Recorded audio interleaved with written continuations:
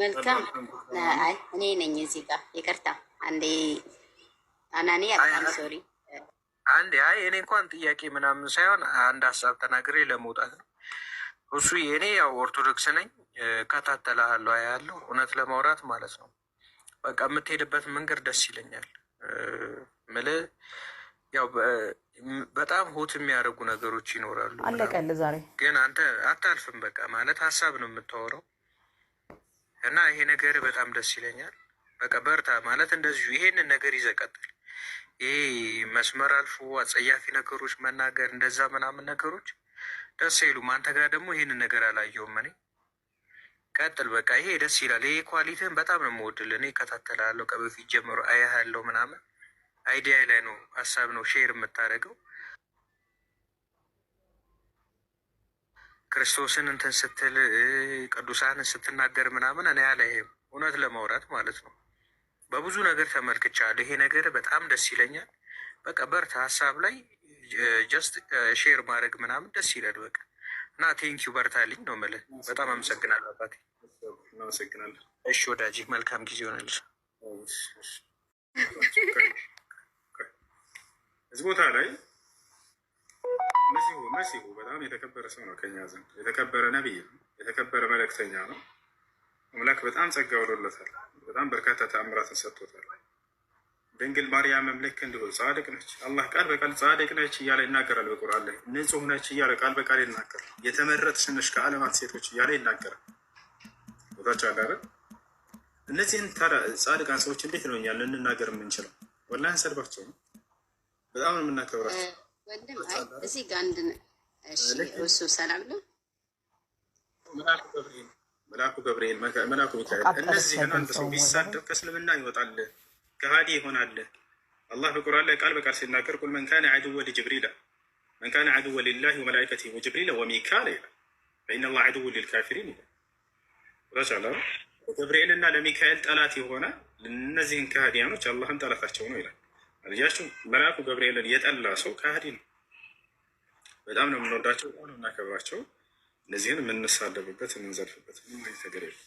እነዚህ ታላላቅ የተከበሩ መላእክት ነቢያት ናቸው። እሺ ጥያቄ አለሽ?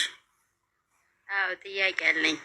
ለአንተ ጥያቄ የምጠይቅህ ልጅቷ ስጠይቅህ አንተ ማውራት እንጂ መጠየቅን አትፈልግም እና ሙሉ ጥያቄ አለሽ እኮ እያወራን እኮ ነው። ምላሳችን ላይ ነው የምትቆመው። ለምን የምትፈራ ከሆነ እኮ ዝም ብለህ አዳምጣ። እኔ እኮ ገና 2 ቃል ነው ያወራሁት። 2 ቃል ነው ያወራሁት አይደለ? አዳምጥና ከዛ ወደ ጥያቄ ትልላለሁ። ልጅቷ ጠየቀችህ፣ አስወረድካት። ለምን አትመልስም? ሁለተኛ ነገር አንተ አሁን አናንያ ገብቶ የተናገረው አስመሳይ ነው እንጂ አሁን አንተ በቅዱሳን ላይ ምናምን እንዲወደ እንትን ትላለህ። ስለዚህ እባክሽ ጥያቄ ያለሽ ላስተናግድ። አሁንም ተረጋጋ እኮ ጥያቄ አለኝ። አሁንም የልጅቷን ጥያቄ ነው የምጠይቅህ ማለት ነው። በቁራናችሁ መርየም የምትባለው ሴት ማናት አለችህ እኮ እና ገልጸህ አንብቢልኝ ስትልህ አንቺ አንብቢልኝ አልካት። አንተ የቁራን ባለቤት ነኝ ስለምትል ለአንተ ነው ልንተው የሚችለው። ስለዚህ አንተ መርየም የምታውን በኛ በመጽሐፍ ቅዱስ ቅድስት ድንግል ማርያም እና በእናንተ ደግሞ መርየም እያላችሁ እንትን የምትሏት ሴት ማናት? አውጣና እንትን አንብብልኝ አለችህ። አስረዳኝ ስትልህ ለምን ታወርዳታለህ? ልመልስ ይሄ ነው ጥያቄሽ? አዎ ለእኔም እንድታስረዳ ይፈልጋለሁ ፕሊዝ። እሺ መርየም ማለት ከእኛ ዘንድ አምላክ አላህ ስብሐነ ወተዓላ የመረጣት አውጣና እስኪ ስለ መርየም አንብብልኝ። መርየም ጅብሪል እንዳበሰራት ላይ እና ከዛ ከኛ ላይ ያለውን ደግሞ ታመሳክርልኛለን። ጥያቄሽ ምንድን ነው? ማወቅ የፈለግሽው ነገር በእናንተ አይ ቲንክ ሰው አማርዬ ክሊር መሰለኝ። በእናንተ መርየም አለች አይደለ? መርየም ጅብሪል እንዳበሰራት ወንድ ልጅ እንደምትወልድ ዛጋ ያበስራታል። እና እስኪ እሱም ብስራት እንትን በልልኝና እንደውም መላኩ ይላል ነፋ አባት ይላል እና ከቁርአን ላይ ያለችው መርየም እና ከመጽሐፍ ቅዱስ ያለችው ማርያም አንድ አይደለችም ልትለው ነበር። ልጅቷ ግን ፈጥና አስወረድካት። ለምን መጠየቃት ነው? ሀሳብሽ አንድ ሀሳብ ያዥና እናወራ በዚያ ላይ ሀሳቤ አንድ ነው። አይ መመለስ ካልፈለግ ችግር የለውም። ግን ሀሳቤ ካልፈለግ ባልፈልግ አስገባሻለሁ። አንድ ወገናችን የሆነ ሀሳብ ያዥና አንድ ናቸው ማለት ነው። ሙግትሽ እንደዚያ ነው ወይንስ አንድ አይደሉም ይለያያሉ ነው ሙግት? መርየም አሁን አልኩ እኮ አሁን ለሶስተኛ ጊዜ ደግም ነው ጋይስ። እዚህ እንግዲህ 3 ሰው አለ። አንድ ናቸው ነው ሀሳብሽ ወይንስ ይለያያሉ ነው? የቁርአኗና የመጽሐፍ ይለያያሉ። ሲቀጥል ደግሞ አንድ ናቸው ካልክ መልአኩ ጅብሪል መርየምን እንዳበሰራት የሚል ቁርአን ላይ ያለ እሱን ክፈትና አንብብልኝ። አንብቢው እንዳትለኝ መቼም ቁርአን ይለያያሉ ነው። አዎ በጣም ይለያያሉ። ልጅት እኮ ስትል የነበረው ታዲያ አንድ ናቸው እኮ እያለች ነው። ዋ እኮ ግባና አንብብልኝ እኮ ወዳጅ። አይ ቲንክ ሶ ለልጅቱ ልትሞግችል ግባና አንብብልኝ። እንዲያውም መጨረሻ ላይ መልአኩ ይላል ነፋባት ይላል እና እንደውም የሆነ እንትን ላይ ሲወያዩ ምንድን ነው መልአኩ የነፋባት? እኛ ላይ ግን መልአኩ ቅዱስ ገብርኤል በትህትና ነው ያበሰራት እና እሱን ብታመሳክርልኝ ነው እያልኩ ያለሁት። አይ ቲንክ አሁንም ክሊር አይደለም ለአንተ አይደለም ካልከኝ አዝናለሁ። ይኸው እንግዲህ እሱስ እንደዚህ ነው ስቆ ነው የሚሄድ። ምንድን ነው ምን ሆንሽ እኮ መልስልኛ። ይኸው እሱ እንዴ እኛ እኮ ትልልቆች ነን እያወራን ነው። ስላለችው መርየም እና አውጣልኝ የቁራንን አውጣልኝ እና ሀገር እንጂ አዳምጪ። የቱ ላውጣልሽ? እሺ ነይ ትልቁ ላይ ላርግሽ ነው እንጂ በቃ እሺ በቁራን ላይ አንተ አውጣልኝ። ይኸው እንግዲህ ይሄ ልጅ ክርስቶስን በቁራን ላይ አውጣልኝ እያልኩት ነው። ቁራን ላይ አውጣልኝ። ምንድን ነው የምትፈልጊው? ትልቁ ላይ ያደረግሽ አውጪ። በቃ ትቀጥያለሽ። ላውጣ ወጣኝ። አሁን እኔ 3800 ሰው ባለበት እኔ ላውጣ አልኩኝ። አውጣና አንብብልኝ አልኩት።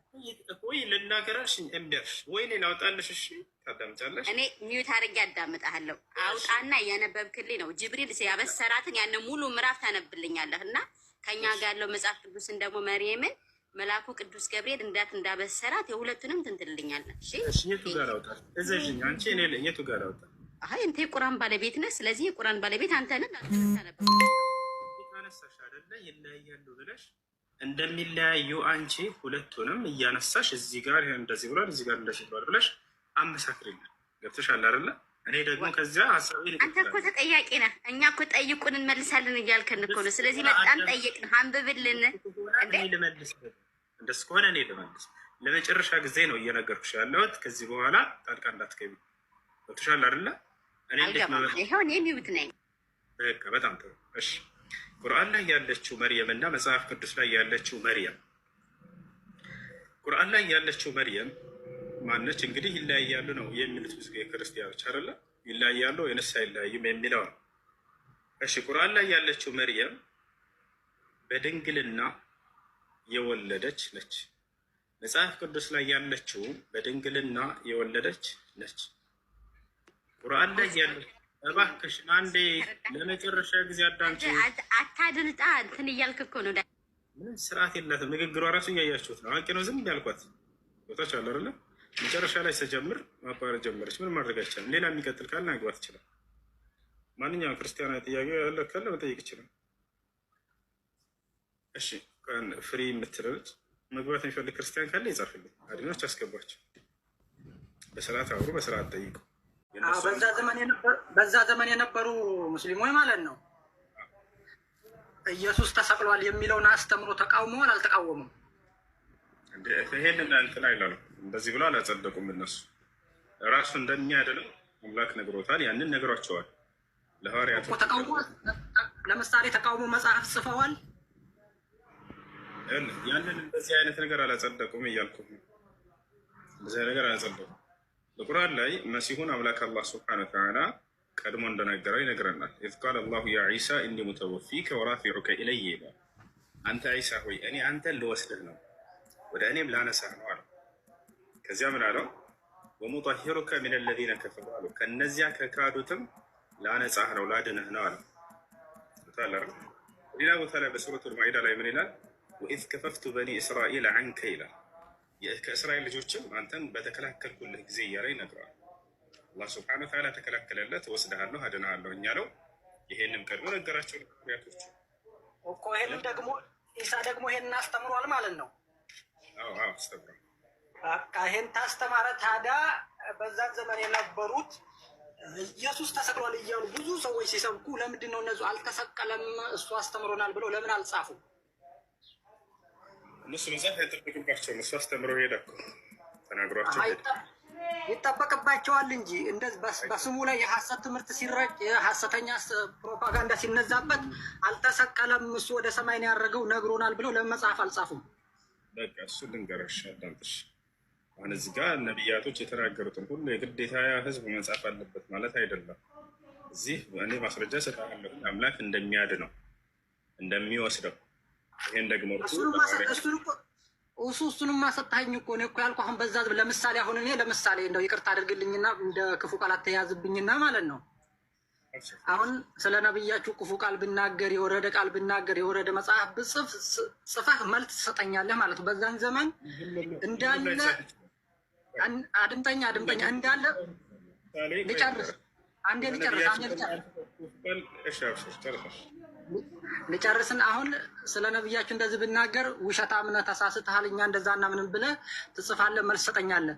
በዛን በመጀመሪያው ክፍለ ዘመን የነበሩት ኢየሱስ ተሰቅሏል እያሉ ሲያስተምሩ ኢየሱስ ተሰቅሏል እያሉ ዓለምን በሙሉ በአንድ ሲያዳርሱ በዛን ዘመን የነበሩ የኢሳ ተከታዮች ለምንድን ነው በእኛ በመምህራችን ላይ የምትዋሹት? ለምን ትዋሻላችሁ ብሎ አንድ መጽሐፍ የጻፈ አለ? አሁን አዳምጥሽ እና ለምስ ደግሞ አታቋርጡ። እሺ አንደኛ ሁሉን ነገር መጽሐፍ አይጸድቅም። እነዚህ ሐዋርያቶች ምንድን ናቸው ከተባለ የአምላክን ቃል በመሲሁ በኩል የሚያደርሱ ናቸው።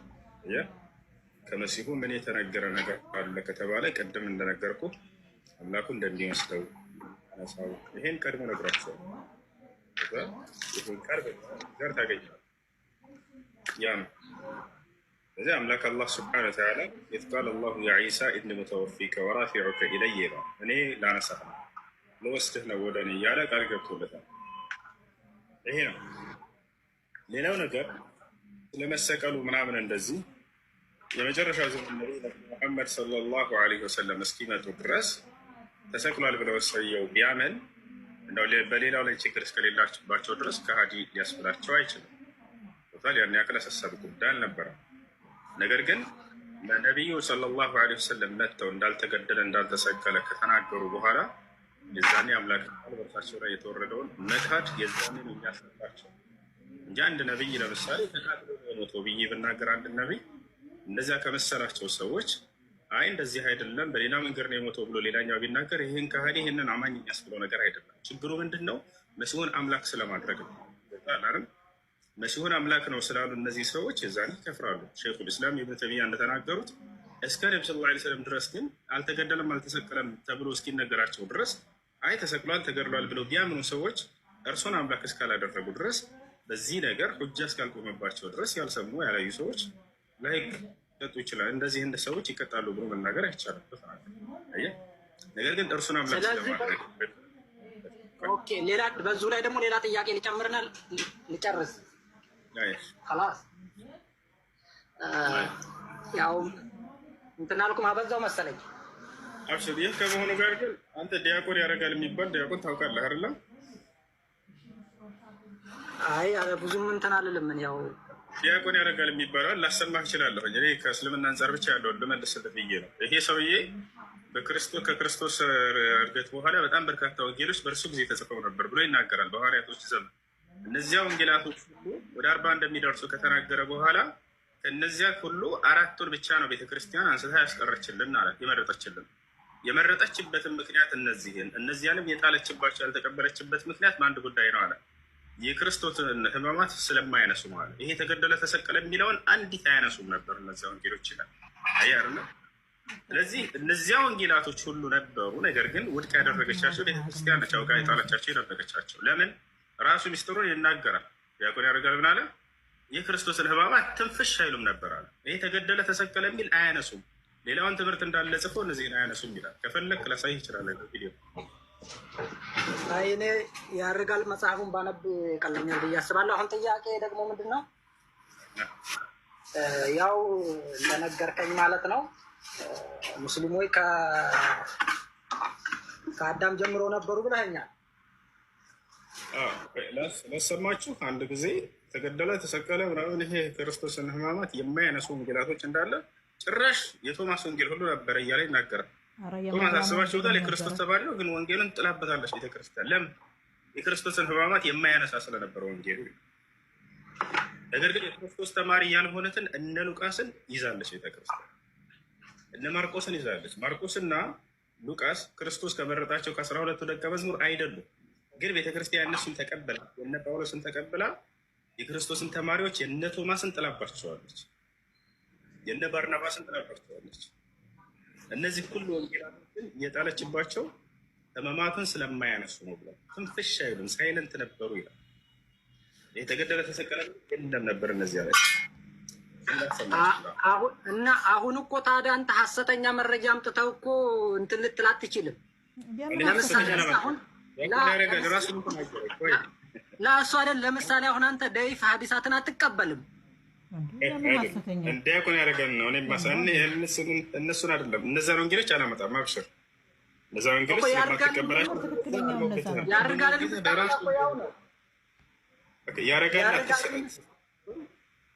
ያደርጋልንም እኮ ብታመጣ ያው ነው ለማለት ያክል ነው። ምክንያቱም እሱ እየተናገረ ያለው የተሳሳቱ ናቸው ስለሚል ነው። የተሳሳተ ሀሳብ አለባቸው ነው። ምንም ስህተት የለባቸውም ይላል። አሰማለሁ። አብሽር ምንም ስህተት የለባቸውም ማለት ግን የክርስቶስን ህማማት ስለማያነሱ ብቻ ነው አለ። ምንም ስህተት የለባቸውም ይላል። የተሳሳቱ ናቸው አላለም ወይ? ላሰማህ፣ ላሳይህ።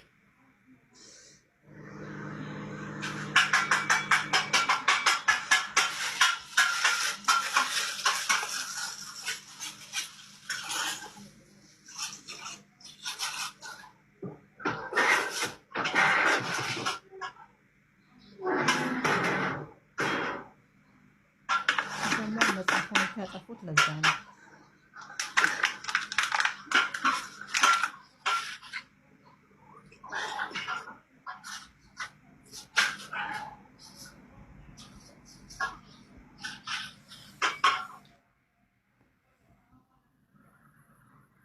ቀኖናዊ ሂደት ራሱን የቻለ ሰፊ ጉዳይ ነው። ዲያቆን ሄኖክም አንስቶታል።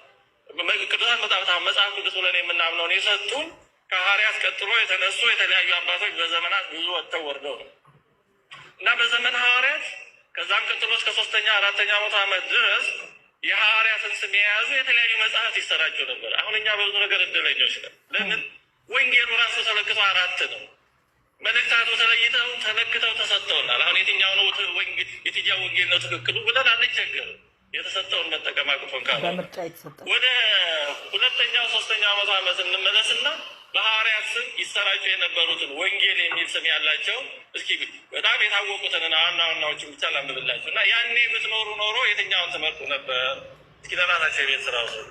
አንደኛ የቶማስ ወንጌል የሚባል ነበረ። 2ኛ የእንድርያስ ወንጌል፣ 3ኛ የፊልጶስ ወንጌል፣ 4ኛ የማርቆስ ወንጌል፣ 5ኛ የማቴያስ ወንጌል፣ 6ኛ የዕብራውያን ወንጌል፣ 7ኛ የመርቅያን ወንጌል፣ 8ኛ የግብፃውያን ወንጌል፣ 9ኛ የባሲዲዲስ ወንጌል፣ 10ኛ የእውነት ወንጌል ጎስፔል ኦፍ ትሩዝ የሚሉት፣ 11ኛ የማርያም ወንጌል፣ 12ኛ የአራቱ ሰማያውያን ኃይላት ወንጌል፣ 13ኛ የይሁዳ ወንጌል፣ 14ኛ የሉቃስ ወንጌል፣ 15ኛ የናዝራውያን ወንጌል። ታከታቸው አይደለ? ታከታቸው አይደለ?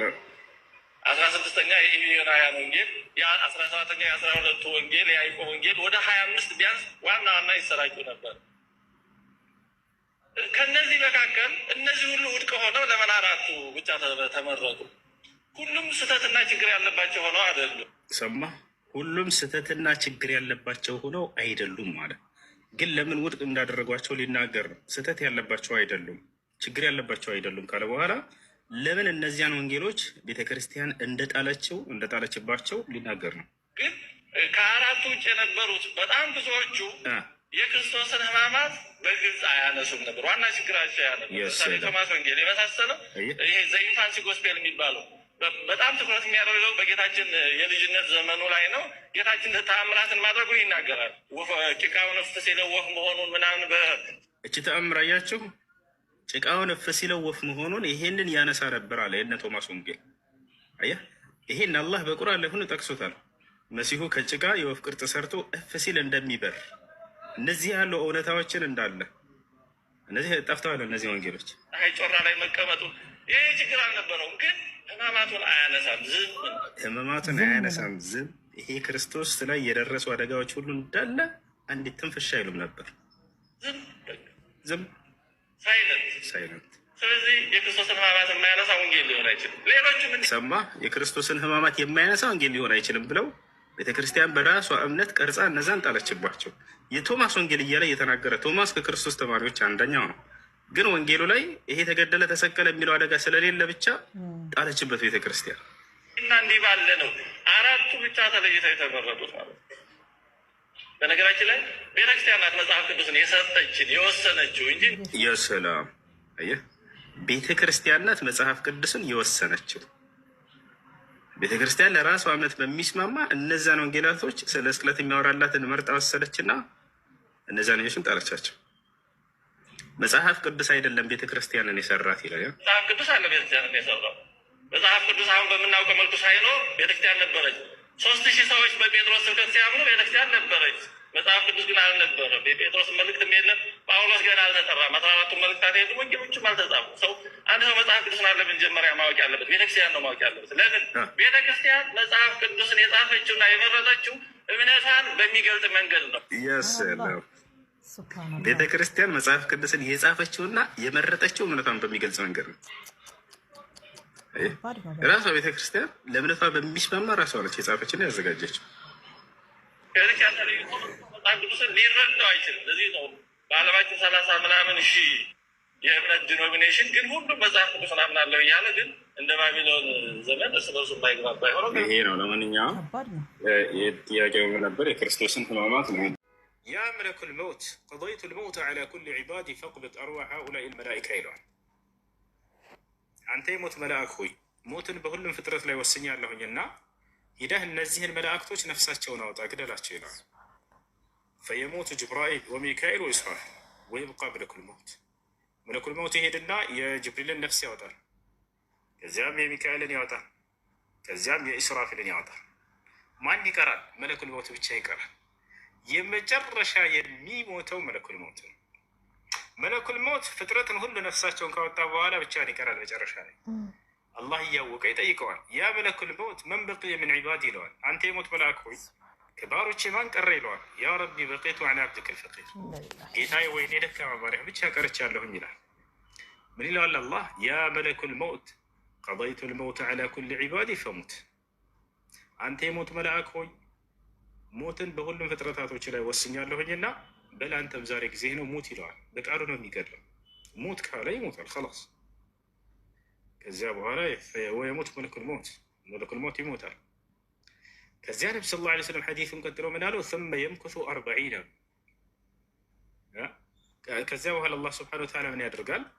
ثم يطوي الله السماوات السبع بيمينه والأرضين السبع بشماله فيهزهما هزا ويقول لمن الملك اليوم 3 مرات ثم يجب أحد ويقول لله الواحد القهار። 7 ሰማያት 7 ምድር እንዳለ በውስጡ ያሉት ሁሉ ፍጥረታት ያልቃሉ አይደል? ካለቁ በኋላ አላህ ምን ያደርጋል አሉ ነቢ ሰለላሁ ዐለይሂ ወሰለም። ከዚያም የትንሣኤ ቀን 7ቱን ሰማያት በቀኝ እጁ 7ቱን ምድር በግራ እጁ ጠቅልሎ ይዛቸዋል። የውመ ነጥዊ ሰማአ ከጠይ ሲጅል ልልክቱብ። አንድ ሰው ልክ ወረቀቱን አላር እንዲጠቅልል እንደምትል አላህ ሱብሓነሁ ወተዓላ ይህን ሁሉ ግዙፍ ፍጡር 7 ሰማያት 7 ምድር 7 ሰማያትን በቀኝ እጁ 7 ምድርን በግራ እጁ የጠቀልላትን ይዛታል። ከዚያም ያርገፈግፋቸዋል። ከዚያም ምን ይላል? ሊመኒል ሙልኩ ልየውም፣ ዛሬ ሹመትና ንግስና ለማን ነው ይላል። አይነ ሙሉኩ ልአርድ አይነ ሙሉኩ ልጀባቢራ፣ የምድር ባለስልጣናት ሹመቶች ዛሬ የት ናቸው ይላል። ፈማ ይጅብ አሐድ፣ የሚመልስም የለም ባሉ የሚመልስም የለም። እዚያም ራሱ ይመልሳል አምላካችን አላህ ሱብሓነሁ ወተዓላ ምን ይላል? ሊላሂ ልዋሒድ ልቀሃር፣ ዛሬ ሹመትና ንግስና ለእኔ ለአላህ አሸናፊና ብቸኛ ለሆንኩት ለእኔ ለአላህ ብቻ ነው እያለ ይናገራል። ሁሉም ባለስልጣናት የምድር እንዳለ ያልቃሉ። ያ ሁሉ ስልጣን የተሰጠው መልአክ ሁሉ እንዳለ አልቋል፣ እርሱ ብቻ ቀርቷል። ለዚህ ነው አላህ ምናለ በቁርአን ላይ አቅረን ሸይቱ ኩሉ መን ዐለይሃ ፋን ወየብቃ ወጅሁ ረቢከ ዘልጀላሊ ወልኢክራም፣ በእነርሱ ውስጥ ያለ ሁሉ ይጠፋል፣ የክብርና የልቅና ባለቤት የሆንኩት እኔ አምላካቸው ብቻ ስቀር እያለ ይናገራል። ያ ነው ثم يمكث 40 አሉ ነቢ ሰለላሁ ዐለይሂ ወሰለም። ከዚያም አላህ 40 ይቆያል አሉ። ዘጋቢው 40 ዓመት ይሁን 40 ወር ይሁን 40 ቀን ይሁን አላህ አዕለም አለ። ከዚያ በኋላ ከ40 ጊዜ በኋላ ምን ይሆናል? ዳግም ትንሣኤ ያደርጋል አላህ ለፍጥረታት ሁሉ። ከሞት በኋላ መነሳት አለ። ያ ትንሣኤ ይባላል። መጀመሪያ የሚያስነሳው ማንን ነው? ከመላእክ ኢስራፊልን ያስነሳዋል። ያን መለከት የሚነፋውን ለምን?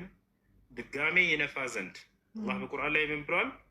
ወኑፊኸ ፊ ሱሪ ፈሰዒቀ መን ፊ ሰማዋት ወመን ፊ ልአርድ ኢላ መን ሻ አላህ። አለቀ። ሆነ ይሄ ثم ኑፊኸ ፊህ ኡኽራ፣ ከዚያም ለሁለተኛ ጊዜ መለከቱ ላይ ይነፋል። ፈኢዛ ሁም ቅያም፣ የዛኔም እነርሱ ይቆማሉ አለ ሰዎች ፍጥረታቶች። ቦታቸው አላረም። ከዚያ በኋላ መለኩል ሞት ማን ነው ኢስራፊል ይነሳል፣ ድጋሚ ይነፋል እሱ መለከቱ ላይ። ልክ ሲነፋ ጊዜ የምድር ፍጥረት ሁሉ እንዳለ ይነሳሉ። አጥንት ሆይ ተሰብሰቢ ብሎ ያዛል። እንዳለ አጥንቶች ይሰባሰባሉ። የነቢያት አይበሰብስም፣ የነሱ እንዳለ ነው ሰውነታቸው። አሁን ቀብራቸውን ከፍታቸው ብታያት ከዚህ የተለየ ስጋ አይደለም። ነቢያችን ሰለላሁ ዐለይሂ ወሰለም ቃል በቃልም ብለዋል፣ ኢነላሀ ሐረመ ዐለል አርዲ አን ተእኩለ አጅሳደል አንቢያ። አላህ በምድር ላይ እርም አድርጎባታል የነቢያትን ሰውነት እንዳትበላ። የነቢያት ሰውነት አይበሰብስም፣ የነቢያት ሰውነት አይበሰብስም። ነቢያችን ሰለላሁ ዐለይሂ ወሰለም ቃል በቃል ተናግረዋል። የሌላው ሰውነት አላህ ስብሐነሁ ወተዓላ እንዲበሰብስ ወስኗል። አንዳንዶችን አላህ እንዳይበሰብስ ሊያደርጋቸው ይችላል። እንዳጋጣሚ ማለት ከሸሂዶች ሊሆን ይችላል፣ ከሚወዳቸው መልካም ባሪያዎች ሊሆን ይችላል። ቦታቸዋል ቃል በቃል ግን የመጣው ሐዲስ ላይ ነቢያት ሰውነታቸውን አፈር አይበላም የሚል ነው። እሺ ከዚያ አላህ ያዛል፣ የምድር ፍጥረት እንዳለ ይነሳሉ፣ አጥንቶች ሁሉ ባሉበት ይገጣጠማሉ። ነፍሳቸውን እነዚህ ሩሖቻችንን ሂዱና ግቡ ይላቸዋል። እያንዳንዱ ሰው በየሞተበት ስፍራ ይነሳል። እንስሳት የበላው ሳይቀር፣ ውሃ ውስጥ የሰመጠ ሳይቀር፣ በእሳት ተቃጥሎ አመድ የሆነ ሳይቀር ባለበት በሞተበት ስፍራ ሁሉም ይነሳል። ይላቸዋል። አጥንቱ እዛው እያለ ይገጣጠማል። ወደ ነፍሱ መታ ትገባለች። እያንዳንዷ ነፍስም ስጋዋን ታውቃለች አሉ ነቢ ሰለላሁ ዐለይሂ ወሰለም። እየበረሩ መጥተው በእያንዳንዱ ሰውነት ውስጥ ይገባሉ። ወዲያው ሰው ይነሳል። ልክ አቧራ እያራገፍክ እንደምትነሳ ከተኛህበት አላ ያ ወይለና መን በዐሰና ሚን መርቀዲና ይላሉ። ዋ ጥፋታችን ማን ነው ከእንቅልፋችን የቀሰቀሰን ይላሉ። ያለፈው ጊዜ በእነርሱ ላይ እዚህ አሁን ምድር ላይ እንደምንቆጥረው አይደለም። የ50 ዓመት 60 ዓመት ላ አንድ ሞቶ አይደለ። ልክ ሰውየው እንቅልፉን ተኝቶ የተነሳ ያክል ነው መልቂያ የሚሰማው። ነገር ግን ዘመኑ ልክ እንዲህ አይደለም እንጂ ከፊያውን ባናውቀውም በእነርሱ ላይ ጊዜው ይሄዳል። ቦታቸው አለርና ለዚህ ምሳሌ አስሐቡል ከህፍን መውሰድ ትችላላችሁ። 309 ዓመት ተኝተው አንድ ቀኑ የግማሽ ቀን የተኙ ያክል ነው የተሰማቸው። ዑዘይር ዓለይሂ ሰላም ሱረቱል በቀራ ላይ ለ100 ዓመት ያክል አላህ ገሎት ከ100 ዓመት በኋላ ሲያስነሳው ምን ያክል ጊዜ ቆየ ሲለው ቃለ ለቢተ የውመን አው በዕደ የውም ነው ያለው። አንድ ቀን የግማሽ ቀን ነው ያለው። እያሱ ስለዚህ ሰው ከሞተ በኋላ የሚሰማው ስሜት የዛ አይነት ነው። ግን ቅጣትም አለ፣ ጸጋም አለ። ያ እንዴት ነው? አላሁ አዕለም። ከይፍየት ዐዛብ አልቀብር ወነዒሚሂ ንፈውዱሃ ኢለላህ ሱብሓነሁ ወተዓላ መዐ ኢማኒና ቢሃ። እናምናለን እንዳለ ነዕም ሳቢት ፊል ኪታብ ወሱና ለዕልም አልቀብር ወዐዛቢ እናጸድቃለን። ግን ከይፍያው እንዴት ነው? አላሁ አዕለም። ይህን ይመስላል። ከዚያ በኋላ ይነሳሉ ሰዎች። የመጀመሪያው ትንሣኤ ማን ነው? የመጀመሪያው ትንሣኤ ማን ነው ታዲያ? ከሰዎች መለከል ያ ኢስራፊል ወዲያው እንደነፋ ፍጥረት ይነሳሉ። የመጀመሪያው ትንሣኤ ዛኔ ማን ነው? የነብዩ ኡመት ነብይ ሰለላሁ ዐለይሂ ወሰለም። የመጀመሪያው ትንሣኤ እርሳቸው ናቸው። ቃል በቃል ብናሉ ሐዲስ ላይ እኔ የመጀመሪያው ትንሣኤ ነኝ አሉ። ቃል ነቢ ሰለላሁ ዐለይሂ ወሰለም አነ አወሉ መን ተንሸቁ ዐንሁ ልቀብሩ የውመል ቂያማ። የትንሣኤ ቀን መጀመሪያ ቀብሩ ተከፍቶለት የምወጣው እኔ ነኝ አሉ። እርሳቸው ይነሳሉ። ከዚያ ነቢያት ይነሳሉ። ትውልዶቻቸው እንዳለ ይነሳሉ። የውመ ነድዑ ኩለ ኡናሲን ቢኢማሚሂም ይላል አላህ በቁርአን ላይ። ሰዎችንም በመሪያቸው በምጠራቸው በማስነሳቸው ጊዜ እያለ ይናገራል። እርሳቸውን ተከትለው ይሄዳሉ ትውልዶቻቸው። ኢብራሂም ይነሳል። ከዚያ በኋላ ትውልዱ ይነሳሉ። ሁላቸው ነቢያት ይነሳሉ። ታዲያ ስንነሳ የዛኔ እርቃናችን ልብስ ምናምን ለብሰን አይደለም የምንነሳው። ነገር ግን ልብስ እንድንለብስ ያደርጋል አላህ ሱብሓነሁ ወተዓላ። የመጀመሪያው ልብስ የሚለብሰው ማን ነው ታውቃላችሁ? ኢብራሂም። የመጀመሪያው ማን ነው ልብስ የሚለብሰው? አያችሁ፣ ሙሐመድ እዚህ ጋር አደላ ብለህ የጻፍከው አሁን አዳምጠው እንዴት እንደማያደሉ። የመጀመሪያው ልብስ የሚለብሰው ደግሞ እርሳቸው ነብዩ ሰለላሁ ዐለይሂ ወሰለም ሳይሆኑ አብርሃም ነው፣ ኢብራሂም ዐለይሂ ሰላም ነው። ለዚህ ማስረጃ ራሳቸው ነቢያችን ሰለላሁ ዐለይሂ ወሰለም ሲናገሩ ምን አሉ? አወል ማ ዩክሳ የውመል ቂያማ ኢብራሂም አሉ። መጀመሪያ የትንሣኤ ቀን ልብስ እንዲለብስ የሚደረገው ኢብራሂም ነው አሉ ነብዩ ሰለላሁ ዐለይሂ ወሰለም። ለምን? ምክንያቱም ምንድን ነው? ምክንያቱም ኢብራሂም ዐለይሂ ሰላም በምድር ላይ ጠላቶቹ ሲወረወሩት ጊዜ ወደ እሳት እርቃኑን ስለወረወሩት አሉ ነብዩ ሰለላሁ ዐለይሂ ወሰለም። አላህ በመንካሰው የትንሣኤ ቀን የመጀመሪያው ልብስ ለባሽ እርሱን አደረገው። ለአላህ ስብሐነሁ ወተዓላ ሲል እርሱ ላዘዘው ትእዛዝ ተውሒድን አስተምራለሁ ሲል ለሰዎች ስለ አምላኩ ስለ አላህ ስለ ኢስላም እያስተማረ በዚያ ምክንያት እሳት ላይ ስለተወረወረ አላህ በመንካሰው የመጀመሪያ ልብስ የሚለብሰው እርሱን አድርጓል። ከዚያ ከተነሱ በኋላ ሰዎች ማን ነው የሚመራቸው? ያ ራሱ መልአክ ኢስራፊል ይመራቸዋል። ተቻለ ይከተሉታል። ሁሉም ነቢይ የተነሳ ትውልዱን ይዘው ይሄዳል። ወደ አንድ ቦታ ላይ ይሄዳሉ፣ ይቆማሉ። እዛ ነው ያኔ ፍሽ ወይ አርዶ ፍልስጢን ነቢያችን ሰለላሁ ዐለይሂ ወሰለም የመሰብሰቢያው ሀገር ብለው ጠርተዋታል። ዛሬ እንደምናየው ግን እንደዚህ አይደለም። ዛኔ አላህ ሌላ ዓለምን ይፈጥራል። እሺ ሌላ ምድር ትፈጠራለች። እቺ ምድር ትጠፍታለችና የውመ ትበደሉ ልአርድ ገይረ ልአርድ ይላል። ከዚች ምድር ሌላን ምድር በምቀይር ጊዜ እያለ ይናገራል። ሌላ ምድር ትፈጠራለች። አርድን በይዳ አሉ ነቢ ሰለላሁ ዐለይሂ ወሰለም፣ ነጭ የሆነች ምድር ነች አሉ። ምንም ተራራ የሌለባት አባጣ ጎርባጣ የሌለባት ምናምን ቀጥ ስጥ ያለች ነጭ ምድር ትፈጠራለች። ምንም ኃጢአት ያልተሰራባት። እዛኔ ይሄዳሉ ሰዎች እዚያ ላይ ለ50,000 ዓመት ያክል ይቆማሉ። ፀሐይ የስንዝር ያክል ትቀርባቸዋለች። ሁሉም ሰው እንደየ ኃጢአቱ ይሰምጣል። ፈሚንሁም መን የግሪቁ ኢላ ፈሚሂ ወሚንሁም ኢላ አንፊሂ ወኢላ ዐይነይሂ ወሚንሁም መን ዩልጅሙሁ ልዓረቁ ኢልጃመን አሉ። ከእነርሱም ከሰዎች መካከል እስከ አፉ ድረስ የሚያሰምጠው አለ፣ ላቡ እስከ አፍንጫው እስከ አይኑም አሉ። ሙሉ በሙሉም የሚያሰምጠውም አለ አሉ። እንደየ ኃጢአቱ ሰው የዛን ይሰምጣል በላቡ፣ ግን እንዲሞት አያደርግም አላህ ሱብሓነሁ ወተዓላ። ከዚያ በኋላ ሞት የለም፣ ወይ ጀነት ነው ወይ ጀሃነም ነው። ነገር ግን እዚህ ቦታ ላይ ነቢያችን ሰለላሁ ዐለይሂ ወሰለም 7 አይነት መገለጫ ያላቸውን ሰዎች አላህ ሱብሓነሁ ወተዓላ ከአርሽ ጥላ ስር እንደሚያስጠልላቸው ተናገሩ። ከአርሽ ጥላ ስር እንደሚያስጠልላቸው ተናገሩ። ይሄ መከራ ምናምን አያገኛቸውም። 50,000 ዓመት የሚሆነውን ጊዜ ለእነርሱ ልክ ከዝሁር እስከ አሱር እንዳለችው ርቀት ብቻ ሆና ታልፍላቸዋለች። ነቢያችን ሰለላሁ ዐለይሂ ወሰለም ይህን ሲናገሩ ምን አሉ? የውመል ቂያመቲ ዐለል ሙእሚኒነ ከማ በይነ ዙህሪ ወልዐስር። የትንሣኤዋ ቀን ያቺ 150,000 ዓመት የተባለችው ማነው? 50,000 ዓመት የተባለችዋ በምዕመናን ላይ ከዝሁር እስከ አሱር እንዳለችው ሰዓት ብቻ ነች አሉ።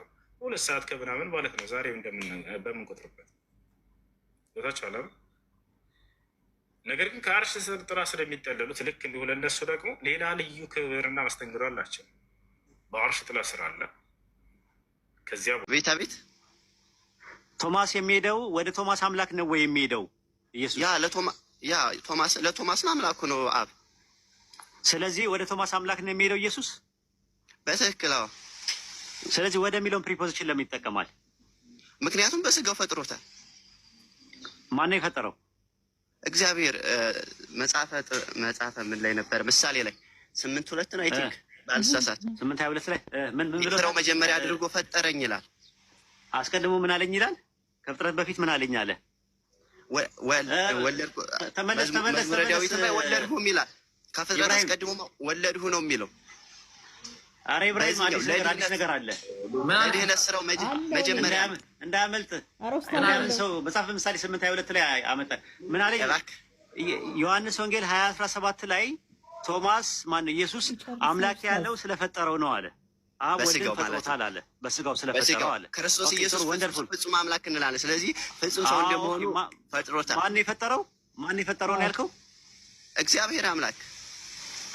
እሺ ለፈጠረው ማስረጃ በላይ ያቀረብከው መጽሐፈ ምሳሌ ምዕራፍ 8 ቁጥር 22 ነው አይደል ያጠቀስከው? አዎ ጠቅሻለሁ። ዓለም ሳይፈጠር ፈጠረኝ ነው የሚለው። ትቀበላለህ? ዓለም ሳይፈጠር ትቀበላለህ ማለት ነው? እስኪ የመንገዱ መጀመሪያ ያደረገኝ ነው የሚለው። ለማንኛውም አይደለም። ቆይ አሪፍ ብራቮ። አውጣው 80 አውጣለት እንዴ ወላሂ በጣም የማነ በጣም አስደሰትከኝ ዛሬ። ስንቶች እየመጡ ዞር በል ወላሂ በጣም ደስ ያለኝ። ወደ መንገድ ይመጣውልህ እንዴ? አይደለም ወደ መንገድ ሳይሆን የሚክዱን ኦርቶዶክሶች እየመጡ ይክዱና ይወጣሉ። የራሳቸው ኖ ይሄ እኮ ሃይማኖታዊ ላይ ተተርጉሞ አለ። በስጋው ፈጥሮታል እንዴ? ኧረ አላህ ይስጥልን። ወላሂ በጣም ነው ደስ ያለኝ። እኔ ካሁን በኋላ ባለወያዬ ራሱ እኔ እባክህ አላህ አይደለም የሚሰጠኝ እግዚአብሔር ነው የሚሰጠኝ። እሺ ነው በእኔ እምነት ነው። እግዚአብሔርማ ከኢትዮጵያ ከኤርፖርት እኮ አያመልጥም። ተወሱ ኢትዮጵያ ሀገር በቀል ስም ነው። ተወሱን እና አሁን ወደ መነሱ ገባ። እግዚአብሔር የሚለው ስም ንጉሥ ይዛና ነው ያወጣው ለመጀመሪያ ጊዜ። ወዳጄ እግዚአብሔር እኮ የባህሪ ስሙን እግዚአብሔር ማንም ሊያውቀው አይችልም። እሺ 8:22 ላይ አንብበው እስኪ። ወደ ነጥባችሁ ሂዱ እስቲ አንብበው። የማነዬ የፈለገው ፖይንት ተገኝቷል። እሺ ቆይ እስኪ እግዚአብሔርም የመንገዱ እስኪ ለስራው የመንገዱ መጀመሪያ አድርጎ ፈጠረኝ ይላል። ኦኬ መቼ ነው የፈጠረው? የመንገዱ መጀመሪያ አድርጎ ፈጠረው። ፈጠረኝ አንብበው ቁጥር 23 ላይ 23 ላይ አንብበው ቀጥልና። እሺ ቆይ በእኔ ላውጣውማ። ቆይ እስኪ በጎን ስለሆነ ያወጣሁት ኮሜንቱ እየጋረደኝ ነው። ወደ ላይ ቢሳ አይዞህ ኮሜንት ዝጉ። ኧረ ችግር የለም። የእንትን ነው 81 ነው። እሺ አለ ችግር የለም። እዙ ማድረግለታለሁ። ቆይ አይ ሌላ ቦታ ላይ እዙ ማድረግለታለሁ። እሺ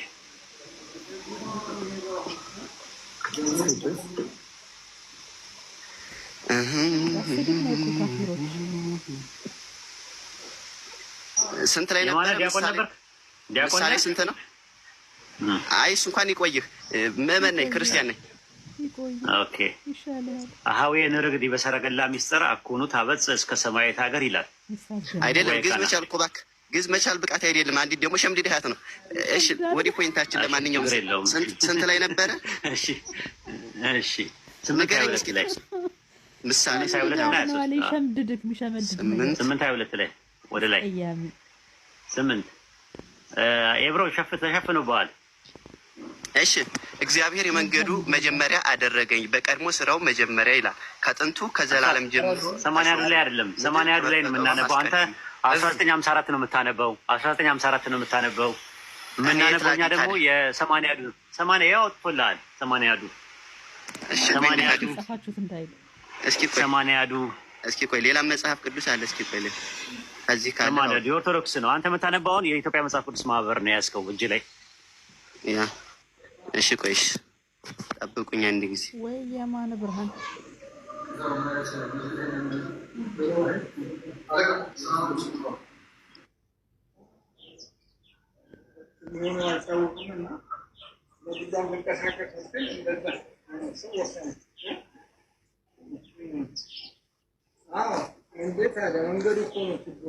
እሺ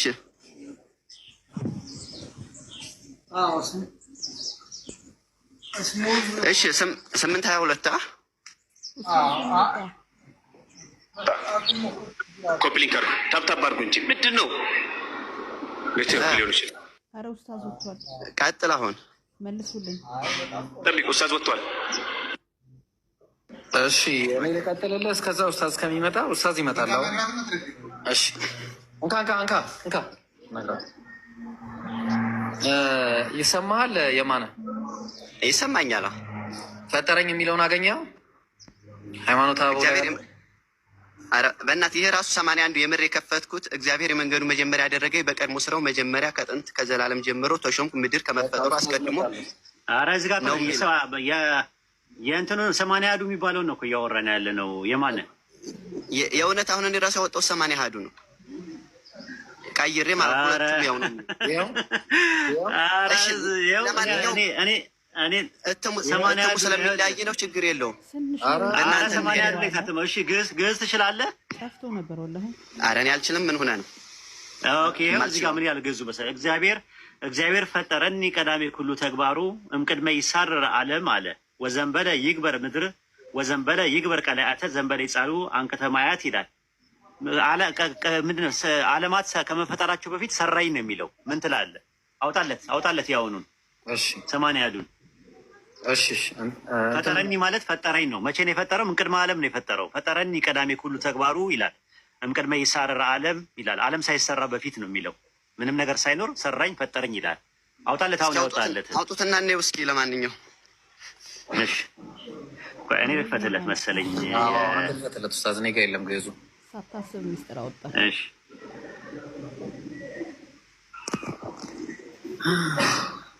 ያው ይምሩዬ አስገቡት። ይምራን እንደነ ይታያል። እስኪ እግዚአብሔር ለስራ የመንገዱ መጀመሪያ አድርጎ ፈጠረ። ምድር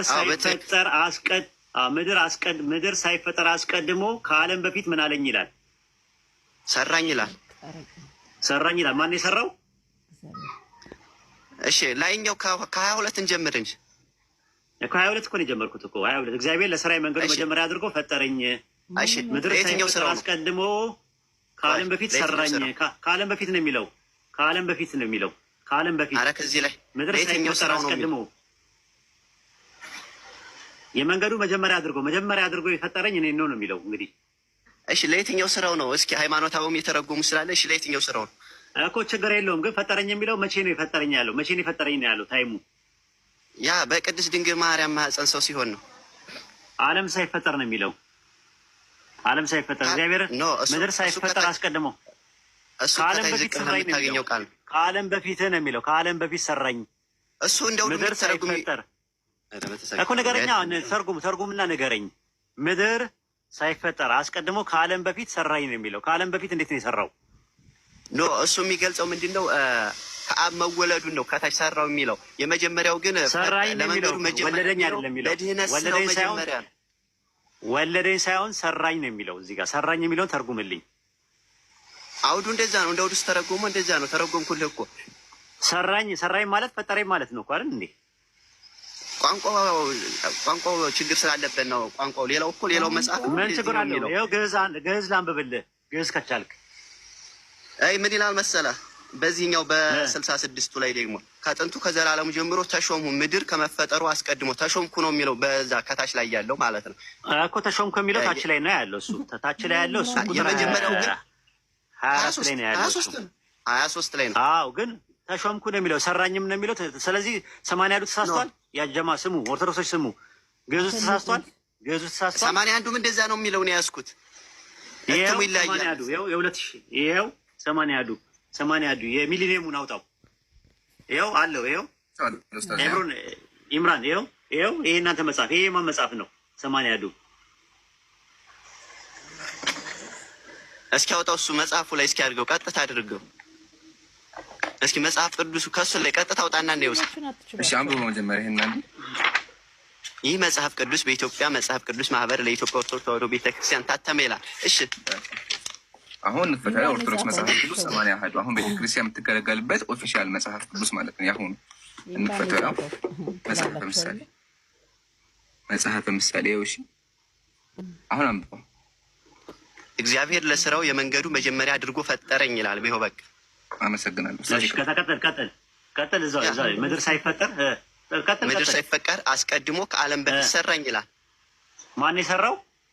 እግዚአብሔር። ሰራኝ የሚለው ወለደኝ ወይም ሾመኝ በሚለው ነው የሚተካው። ከዚህ አይልም እንግዲህ አንደኛ አይልም እንደዛ ሰራኝ ማለት እንግዲህ ተመልከቱ። ያጀማ ሰራኝ ማለት ሌላ ትርጉም አለው እያለ ነው። ሰራኝ ማለት ሰራኝ ነው። ፈጠረኝና ሰራኝ ኢንተርቼንጅ ሆነው የሚቀርቡ ናቸው ራሱ ማለት ነው። ስለዚህ አሁን ምንድነው 80ዱ ላይ ፈጠረኝ የሚለው ከቀድሞ ስራው ነው። ራሱ ከቀድሞ ስራው ነው። ዓለም ሳይፈጠር በፊት ሰራኝ ይላል። ሰራኝ ማለት ፈጠረኝ ማለት ነው ራሱ ማለት ነው። እሺ አንተ በምትለው ሂድ። ወለደኝ የሚለው ደግሞ አለ አይደለ? ወለደኝ የሚለው አለ ቁጥር 25 ላይ አይደለ? አሁን የዛሬ ወለድሁ ይላል መዝሙረ ዳዊት ላይ። ለማንኛውም ይሄ ዙሮ እግዚአብሔር ለስራው የመንገዱ መጀመሪያ አድርጎ ፈጠረኝ የሚለው ለማዳን ነው፣ ለስጋዌው ነው አይደለም። ወለደኝ የሚለውን ደግሞ እንይ። እሺ ወለደኝ የሚለውን እንይ። ራሱ ወለደኝ ማለት ምን ማለት ነው?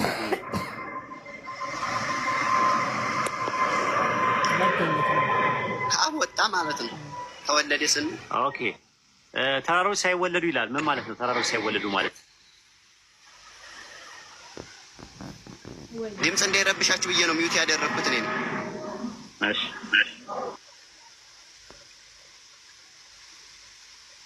ተራሮች ሳይወለዱ የሚለው አሁን ተራሮች ሳይፈጠሩ እያለ ነው። አሁን ሳይወለዱ ስለዚህ ወለደኝ ሲባል ፈጣሪ ፈጣሪ ጾታ የለውም፣ ወንድም ሴትም አይደለም። ወለደኝ ማለት ፈጠረኝ ማለት ነው። ውስን ስለሆነ ማለት ነው።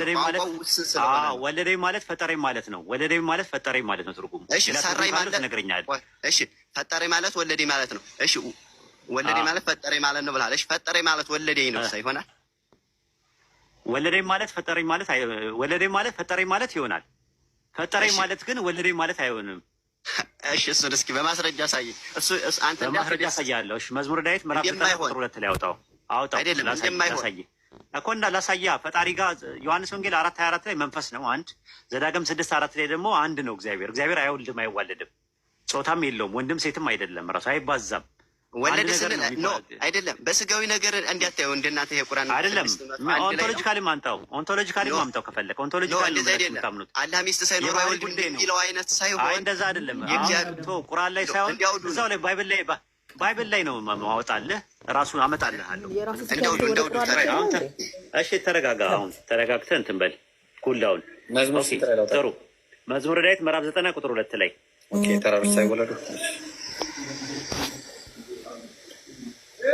ይኸው ተራሮች ሳይወለዱ ምድር ሳይመሰረት ከዘላለም እስከ ዘላለም ድረስ አንተ ነህ ይላል። ተራሮች ሳይወለዱ ማለት ምን ማለት ነው? ትርጉሙ ተራሮች ሳይፈጠሩ ማለት ነው። ከዛ ዕብራውያን 1:5 ላይ ገባለት።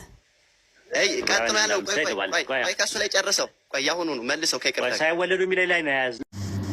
መዝሙረ ዳዊት ምዕራፍ 119:73 ላይ እጆች ሰሩኝ አበጃጁኝ ይላል። አሁን የሚነሳው ጥያቄ እጆቹ የፈጣሪ እጆች ማለት ነው።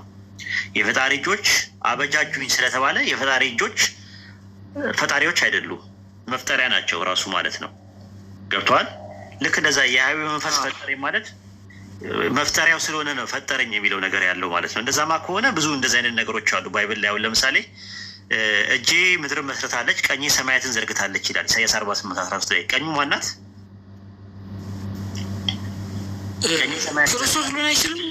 ቀኝ ነው የሚለው ቀኝ ነው። እጄ የሚለው ክርስቶስ ብላ ተርጉሞ ችግር የለውም። ቀኝም ሰማያትን ዘርግታለች ማናት ቀኙ? ያው ዓለማትን በፈጠረበት የሚለው ሀሳብም አለ አይደለ?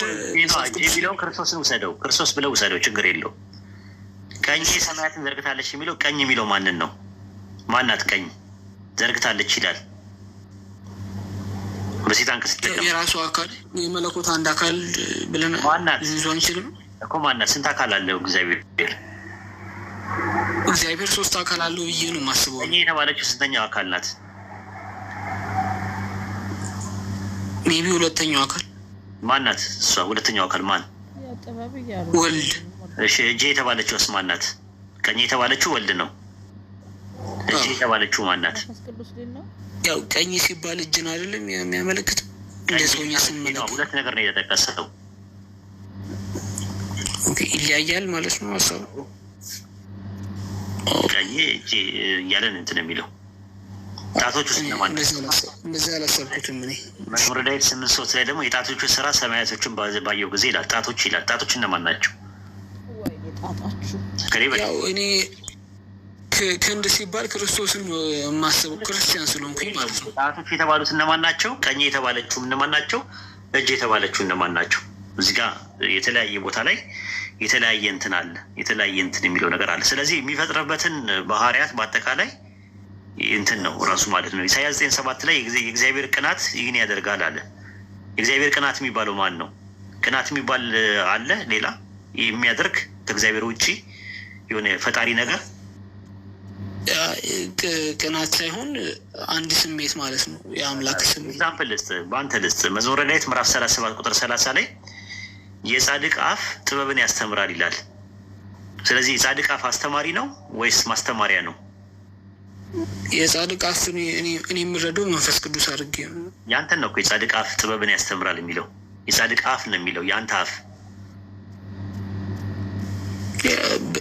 በእኔ አድሮ መንፈስ ቅዱስ ከተናገረ በሚለው ያስተምራል ነው። የጻድቅ አፍ ጥበብን ያስተምራል ይላል። ስለዚህ ጥበብን የሚያስተምረው የአንተ አፍ ያስተምራል ስለተባለ አስተማሪ ነው ማለት ሳይሆን አስተማሪው አንተ ነህ። ግን የምታስተምረው በአንደበትህ ስለሆነ አንደበትህ ያስተምራል ማለት አንደበትህ አስተማሪ ነው እንደማትለው ሁሉ እግዚአብሔርም በመንፈሱ አማካኝነት ነው ነገሮችን ሕያው የሚያደርገው። ስለዚህ ያ ማለት መንፈሱ ፈጣሪ ነው ማለት አይደለም። ደግሞ በሴት ጾታ ነው የተቀመጠችው ማለት ነው። አንደበቱ ፍርድን ይናገራል አለ። የሚናገረው ማን ነው? ሰውየው ነው የሚናገረው ወይስ አንደበቱ ነው የሚናገረው?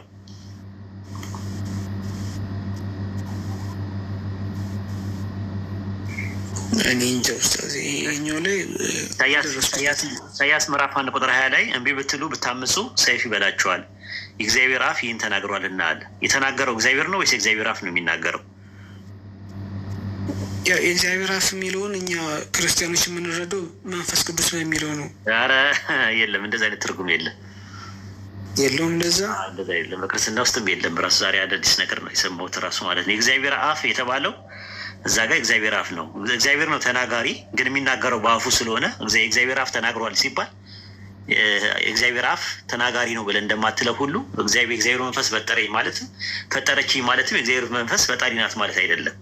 መፍጠሪያ ናት ራሱ ማለት ነው። ባህሪያቶቹን እያንዳንዱን ነገሮች እየሸነሸንን እያወጣን ወደ አይደንቲፋይ የምናደርጋቸው ከሆነ ብዙ አይደንቲቲዎች አሉ ማለት ነው። ጥበብ አለ፣ ማስተዋል አለ፣ እውቀት አለ። ይህን ጥያቄ ብንገለብጠውና ወደ አላህ ብንወስደውስ? ውሰደው ከፈለግ አንተው አሁን አልመሲሁ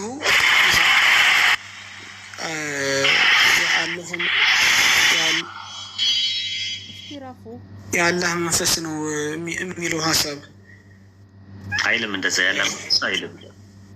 ከእርሱ የሆነ መንፈስ አይ ከእርሱ የሆነ ካላ የሆነ ማለት ነው። የሁላችንም መንፈስ ከእሱ ነው የሚሆነው።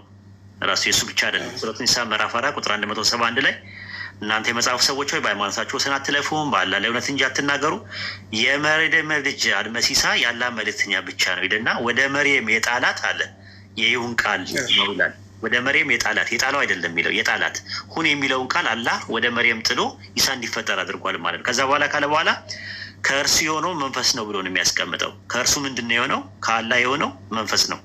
ከመርየም የሆነው ደግሞ እንቁላሉ ነው፣ ስፐርም ሴል የለውም። ያንን ደግሞ እንቁላል የነበረውን ፍጥረት ህያው የሚያደርግበት አካልን ህያው የሚያደርግበት ደግሞ መንፈስ ይባላል ማለት ልክ አደም ላይ እንዳደረገው ማለት ነው። አደም ላይ የነበረው መንፈስ ራሱ የተነፋ ነው። ራሱ በአደም ላይ የነፋው ማለት ወደ መርየም የጣላት ነው የሚለው የጣለው አይደለም። ከዛ በኋላ ምንድን ነው የሚለው? ቀጥሎ አንድ አይነት ነው ማለት ነው። አዎ አደም የሄደውና ወደ አንድ አይነት ነው። ራሱ ስለ ሩህ ይጠይቀዋል። ሩህ ከጌታዬ እውቀት ነው፣ ከጌታዬ ዘንድ ነው፣ ከእውቀትም ጥቂት እንጂ አልተሰጣችሁም እናበላቸው ነው የሚለው። ለምን? እውቀቱ ራሱ ከዛ የመጣ ነገር ነው። ራሱ ያ እውቀቱ ራሱ ጥቂት ነው የተሰጠን። ሱረቱ ኢስራ ምዕራፍ 17 ቁጥር 85 ላይ እንደዛ ነው። ከሩህ ይጠይቀዋል። ያንተም የኔም ሩህ ማለት ሩህ ከጌታዬ ነገር ነው፣ ከእውቀትም ጥቂት እንጂ አልተሰጣችሁም እናበላቸው ይላል። ሩህ የተፈጠረው አደም በተፈጠረ ጊዜ ነው፣ የሁላችንም የተፈጠረው። ነገር ግን ልክ እንደ አፈር ማለት ነው። ለምሳሌ አካላችን የተሰራው ከምንድን ነው? ከአፈር ነው። ከአካላችንና ከአፈር ማን ይቀድማል ሲባል ምድር መጀመሪያ የተፈጠረ ነው ፈጥሮ። ከዛ በኋላ አካላችን የተፈጠረው ከምንድን ነው? ሱረቱል ጣሃ ምዕራፍ 50 ቁጥር 55 ላይ ሱረቱ ጣሃ ምዕራፍ 20 ቁጥር 55 ላይ እንደዛ ነው። ከእርሷ ከምድር ፈጠርናችሁ ይላል። ከምንድን ነው የተፈጠረው? አካላችን ከምድር ነው። ከኛ ምድር ይቀድማል፣ ቀደም ብሎ የተፈጠረ ነው። ከዛ አካላችንን ደግሞ የፈጠረው ከምድር ነው። ከዛ መንፈሳችን ደግሞ የሚፈጠረው ደግሞ ከነበረ መንፈስ ላይ ነው የሚነፋው፣ ህያው ለማድረግ ማለት ነው። ይነፋል ያን መንፈስ ማለት ነው። የሚነፋው ደግሞ አላህ ደግሞ ምንድነው? የግድ ደግሞ ከአፉ እያወጣ አይደለም። የነበረን ነገር መንፋት ይችላል። አንተ መኪና ተፍሶብህ ጎሚስታ ሄደ ንፋልኝ ትለዋለህ። ጎሚስታ ሰራተኛው ነፋው። ከምን አምጥቶ ነው የነፋው? ልክ እንደዛ ማለት ከሆነ የተቀመጠ ነገር አለ። ከዛ ላይ ነፋልህ። አመሰግናለሁ ብለህ ሳንቲም ከፍለህ የምትፈልገውን ትሄዳለህ። አላህም ደግሞ የተፈጠረ መንፈስ አለ። አደም ሲፈጠር በአደም ጀርባ ላይ የተፈጠረ መንፈስ አለ። የሁላችንም መንፈስ እዛ ነው። ከዛ ላይ ነው የሚነፋው ለእኛ ማለት ነው። ከዛ በኋላ የአንተ አይደንቲቲ ይሆናል። የውስጥ ማንነት የውስጥ ማለት ነው።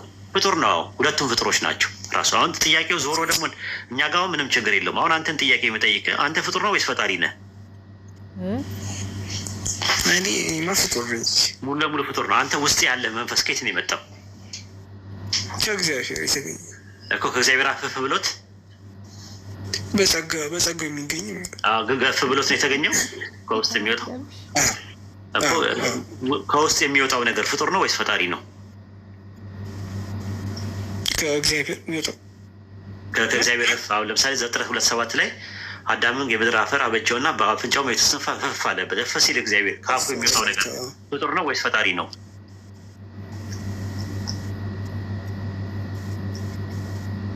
ከእሱ የሚገኝ የመለኮት ተሳትፎ ነው እኮ። ፍጡር ነው ወይስ ፈጣሪ ነው? ዘላለማዊነት በእሱ መልክ የምናገኘው ያልተፈጠረ ነው። እሺ ፍጡር ነው ያልተፈጠረ ነው? ፍጡር ነው ወይስ ያልተፈጠረ ነው? ከእግዚአብሔር አፍ የሚወጣው ይህን ጥያቄ መመለስ አልችልም። ማንም አይመልሰው። ጥያቄ ጠይቃችሁ ክርስቲያኖች፣ ሙስሊሞች ይህን ጥያቄ ጠይቁ። የትም ቦታ ላይ ክርስትና ውስጥ ያለው የአንትሮፖሎጂ ትምህርት ሰው የሚባለው ነገር ሰው ሁለት ነገር ውቅር ነው፣ የመንፈስና የአካል ውቅር ነው።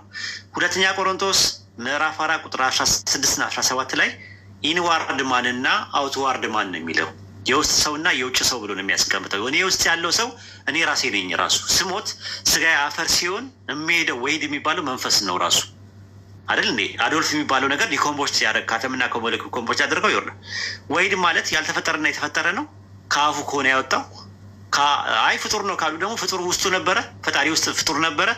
አሁን በኢስላም አስተምሮት መንፈስ የተፈጠረ ነገር ነው። የሚነፋው ከነበረ ነገር ላይ ነው የሚነፋው። ምንም የሚያገናኘው ነገር የለም። ፍጡር ነው። ከአፉ እያወጣ የሸነሸነ ምናምን ነገር እፍ አይልም ፈጣሪ። እንዲህ አይነት ነገር ባህሪ የለውም። ፈጣሪ መለኮት ነው እሱ ጋር። ስለዚህ አሁን እንደዛ ከሆነ ፍጡር ፈጣሪ ውስጥ ነበር ወይ? አንተ ከመፈጠረ በፊት ፈጣሪ ውስጥ ነበር ወይ? አፍ ውስጥ ነበር ወይ? ይሄን ነገር ደግሞ ስንይዘው ምንድን ነው ነፍሳችን ማጠፋ ነች። ክርስትና እንደማጠፋፋ የኛም ሩህ እኮ ይሞታል ብለን አናምንም። እኛም ራሱ ሱረቱ ዙመር ምዕራፍ 60 የሆነ እንትን ላይ የቁርአን አያ ላይ እኮ እንትን አለ ነፍስ ሁሉ ሞትን ቀማሽ ነች። ነፍስ የሚለው ነገር እንትን ነው ደሚሩ ነፍስያ ነው። እሱ እኮ ልክ ምንድን ነው መሰለ ማይሰል አካልን ይሞክላል። ነፍስ ማለት አንተ ራስህ ነህ። አንተ ራስህ ነህ። ከዛ በኋላ ደግሞ መንፈስህን ሰውነትን ነው እንደ የምትወክለው እሷ። ነፍሰ ገዳይ ይባል የለ ባይብል ላይ ነፍሰ ገዳይ ሲባል ምንን ነው የሚወክለው? ነፍስ ሲል ክርስቶስ ደግሞ ነፍስን መግደል የማይቻላቸው እሱ ደግሞ መንፈስን ይወክላል። አየህ ነፍስ የሚባለው ነገር ስጋን የሚገድሉ ነፍስ ግን መግደል እንደዛ ሲል ስለ ሩህ ነው የሚያወራው፣ ስለ መንፈስ ነው የሚያወራው። ልክ ነህ። ግን ስለ አካል ደግሞ ሲያወራ ደግሞ ነፍሰ ገዳይ ይላል። ወንድሙን የሚጠራ ነፍሰ ገዳይ ነው ይላል። ወንድሙን የሚገድል ነፍሰ ገዳይ ነው ይላል። ነፍስ ይገደላል። አሁን ነፍስ ሲል ደግሞ እዚህ ጋር ምንም ነው አካልን ነው የሚያመለክተው። በክርስትና ላይ ነፍስ መግደል ማለት ከክርስቶስ መግደል ማለት ነው አይደለም። ነፍስ አሁን አንድ ሰውን ቢገድል ምንድን ነው የሚባለው? ነፍሰ ገዳይ አይባልም? በአማርኛ ይባላል። በአማርኛ ይባላል።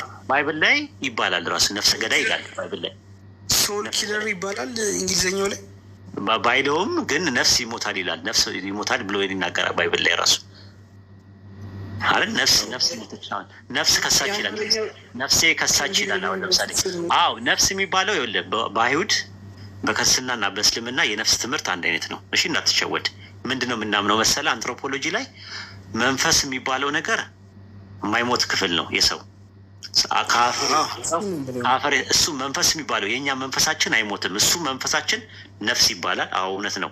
ሱረቱ ዙመር ምዕራፍ 39 ላይ አላህ ነፍስን በሞት ጊዜ ይወስዳታል፣ ያለሞተችዋን ነፍስ ደግሞ በእንቅልፍ ጊዜ ይወስዳታል አለ። በእንቅልፍ ጊዜ ሆነ ያለ የምታየው ያለ ጆሮ የምትሰማው ያለ አፍ የምትናገረው ያለ እግር የምትሄደው ነገር ምን ይባላል? መንፈስ ወይም ነፍስ ነገር ይባላል። ኤክሰርሳይዝ ነው የምታደርገው። ስትሞት ደግሞ አካልህ ወደ አፈር ወደ መቃብር ሲገባ መንፈስ ደግሞ ወደ አላህ ይመለሳል ማለት ነው። ነፍስ የሚለው አንዳንዴ ወደዛ ይመጣል። ነፍስ ሁሉ ሞትን ቀማሽ ናት ሲል ደግሞ አካላችንን ታሳቢ ነዋቢ አድርጎ ነው። ነፍስ ማለት አንተ ራስህ ነህ። ራሱ ነፍስ ደሚሩ ነፍስያ ማለት ሂምሰልፍ ማለት ነው። ማይሰልፍ ማለት ነው። ለምሳሌ ማይሰልፍ ስል ምን ማለት ነው? በአማርኛ ራሴ ማለት ነው አይደለ? በአረብኛ ምን ይባላል? ነፍስ ይባላል አይደል? በአረብኛ ማለት ነው። ነፍሲ ስትል ሂምሰልፍ ማለት ነው። ነፍሲከ ማለት ደግሞ ራስክ ማለት ነው። ዩር ሰልፍ ማለት ነው። ነፍሲያ ደግሞ ራሷ ራስክ ራስሽ ምናምን እያልክ ስታወራ፣ ነፍሲ ስትል ደግሞ ማለት ነው ራሴ ማለት ነው። ገብቷል? ደሚሩን ነፍስያ ይባላል። ሪፍሌክቲቭ ፕሮናውን ነው። ድርብ ተብላ ተስማጣቅም ማይሰልፍ ስትል ማይሰልፍ ኦን ማይ ኦን። ስለዚህ ራስህ ራሱ ነፍስ ማለት ራስህ ነህ። ግን ያ ራስህ ደግሞ ከሁለት ነገር ነው የተዋቀረው። ከምንና ከምን? አካልና መንፈስ። አካልን ዲኮምፖዝ ሲያደርግ መንፈስ ደግሞ ወደ አላህ ይመለሳል ማለት ነው። ስለ ሩህ ይጠይቀዋል። ሩሁ ከጌታዬ ነገር ነው ከእውቀትም ጥቂት እንጂ አልተሰጣችሁም እና በላቸው ይላል ሱረቱ ኢስራ ምዕራፍ 17 ቁጥር 85 ላይ። ከዚህ አንጻር ነው የምናየው። የተፈጠረ ነገር ነው፣ ፍጡር ነው ሁለቱም ማለት ነው። እና ኢሳ ፍጡር ነው በእኛ አስተምሮት ማለት ነው።